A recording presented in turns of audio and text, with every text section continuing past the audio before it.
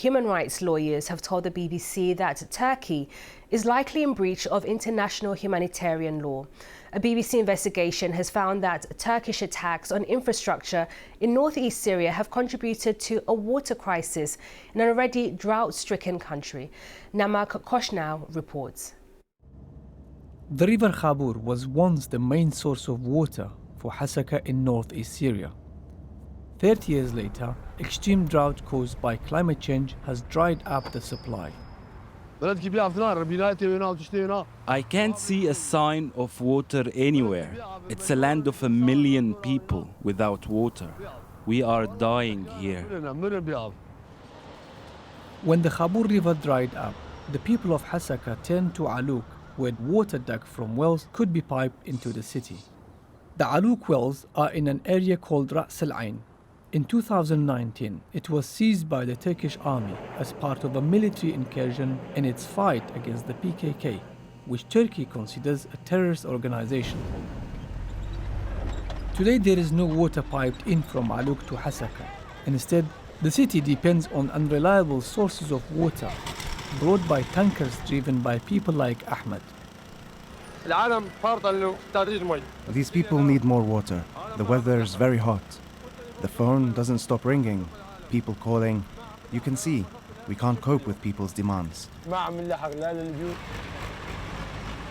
only short-term solution to Hasaka's water problem was to guarantee water from Aluk wells again. But in October 2023, Turkey bombed the region's main power station, Suwaidia. Mustafa Ahmed was in charge of the power plant. The whole operating system of Suwaidia power station, nothing left. The region was in a crisis, without electricity, water, bread or health services. Electricity from here supplied 900,000 people, and it also once drove the Aluk water station.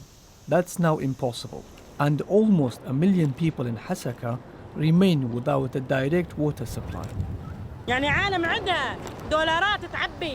People with dollars in their pocket, they buy water. No one else has access to water. It's unfair for the poor to die of thirst. Turkey has said its attacks are targeting PKK terrorist facilities. But BBCI has verified that multiple strikes hit 4 key electricity facilities in the region. They powered the grid that supplies electricity to large areas of northeast Syria. This included the largest power station, Suwaidia. An independent UN report found no PKK bases near the station.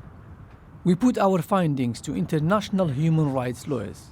They told us that Turkey's attacks on water and electricity infrastructure in northeast Syria could constitute a severe violation of international law. The Turkish government told the BBC that it has a right of self-defense against the PKK, that it observes international humanitarian law, and that civilian safety is its priority. Namak Koshnow, BBC News.